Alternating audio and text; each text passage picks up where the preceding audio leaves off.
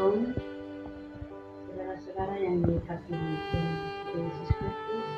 Atas perkenanannya kita masih diberikan kesempatan untuk memuji dan memuliakan akan nama Tuhan. Saudara-saudara, firman Tuhan yang kita dapat baca dan kita renungkan pada saat ini yang terambil dari Roma 1 ayat 26 sampai 27. Karena itu Allah menyerahkan mereka kepada hawa nafsu yang memalukan, sebab istri-istri mereka menggantikan persetubuhan yang wajar dengan yang tak wajar. Demikian juga suami-suami meninggalkan persetubuhan yang wajar dengan istri-istri mereka dan menyala-nyala dalam berahi mereka seorang terhadap yang lain, sehingga mereka melakukan kemesuman laki-laki dengan laki-laki, dan karena itu mereka menerima dalam diri mereka balasan yang setimpal untuk kesesatan mereka. Jadi baik, di sini saya akan memberikan tema yaitu manusia jatuh ke dalam dosa.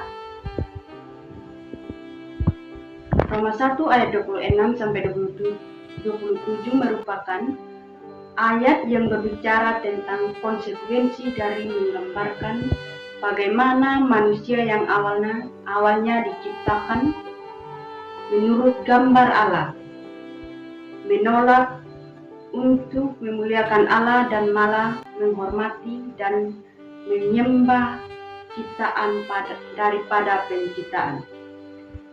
Poin yang pertama di sini yang saya jelaskan yaitu penolakan kebenaran Allah. Ayat 26 menyatakan, karena itu Allah menyerahkan mereka kepada keinginan hati mereka yang najis, sehingga mereka melakukan apa yang tidak pantas. Kata menyerahkan tentunya menunjukkan bahwa Allah tidak memaksa manusia untuk melakukan dosa. Sebaliknya, Allah memberikan kebebasan kepada manusia untuk memilih jalan mereka sendiri. Ketika manusia menolak kebenaran Allah dan menurut keinginan hati mereka yang najis, Allah menyerahkan mereka kepada konsekuensi dari pilihan mereka sendiri. Saudara-saudara yang dikasihi Yesus Kristus, tentunya kita sudah dapat mendengar cerita dari kisah Adam dan Hawa, digoda oleh iblis hingga jatuh dalam dosa. Itu yang terdapat dalam Kejadian 3 ayat 1 sampai 7. Bahwa disitulah iblis diberi peperangan yang penting. Kita akan ketahui bahwa manusia jatuh ke dalam dosa bukan karena dipaksa oleh iblis, namun manusia menghadapi iblis. Ada peperangan, ada pergumulan, yaitu mendengarkan firman Allah atau mendengarkan kata-kata iblis. Poin yang kedua yaitu keinginan hati yang najis. Kata keinginan hati yang najis tentunya ini merupakan keinginan hati manusia yang tidak sesuai dengan kehendak Allah. Kata keinginan hati yang najis ini merujuk pada keinginan seksual yang menyimpang, keinginan untuk kekuasaan dari kekayaan, keinginan untuk membalas dendam, dan keinginan untuk memuaskan diri sendiri. Ketika manusia menuruti keinginan hati yang najis, mereka menjauhkan diri dari Allah dan menghancurkan diri mereka sendiri. Roma 1 ayat 26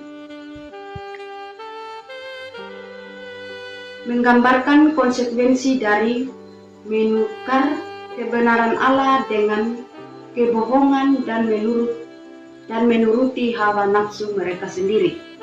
Tentunya manusia mengalami kerusakan moral dan spiritual akibat dari ketidakketaatan mereka kepada Allah. Mereka menerima hukuman atas kesesakan mereka menunjukkan keadilan Allah yang tidak akan membiarkan dosa tanpa hukuman. Ayat 27 membahas tentang kemarahan Allah terhadap dosa manusia, khususnya terhadap hubungan seksual yang menyimpang. Roma 1 ayat 27 merupakan bagian dari pembahasan Paulus tentang kejahatan manusia dan hukum Allah. Dalam ayat sebelumnya, Paulus menjelaskan bahwa manusia menolak untuk menyembah Allah yang benar dan malah menyembah berhala serta melakukan dosa-dosa lainnya. Jadi baik saudara-saudara yang dikasihi dalam Yesus Kristus, bagi kita umat Kristen masa kini, kita harus berhati-hati di dalam memberi keterangan tentang asal mula dosa. Tentunya kita tidak tahu akan adanya kejatuhan malaikat seperti yang diajarkan oleh orang-orang beriman, di mana terdapat dalam kitab Yohanes 8 ayat 44, itu mengajarkan hal asal dosa. Tuhan Yesus berkata bahwa iblis adalah pembunuh manusia sejak semula. Oleh sebab itu kita sebagai umat ciptaannya, marilah kita hidup dalam roh dan kebenaran, karena Tuhan Allah adalah terang dan bahwa di dalam Dia sama sekali tidak ada kegelapan. Jadi baik saudara-saudara yang dikasihi Tuhan kita Yesus Kristus, dari pembacaan firman ini, saya akan memberikan salah satu ilustrasi dari dosa. Nah, di sini saya akan menceritakan bagaimana seorang anak memakai pakaian putih bersih untuk menghadiri pesta. Saat bermain di taman, dia terpeleset dan pakaiannya terkena lumpur. Walaupun hanya ada sedikit noda, pakaian tersebut tidak dianggap lagi bersih. Nah, jadi baik saudara-saudara yang dikasihi Yesus Kristus, makna dari dosa, sekecil apapun, mencemari hati manusia, membuatnya tidak lagi bersih. Tidak lagi bersih di hadapan Allah. Seperti pakaian putih yang membutuhkan pencucian, tentunya hati manusia juga memerlukan pembersihan melalui pengampunan dari Allah.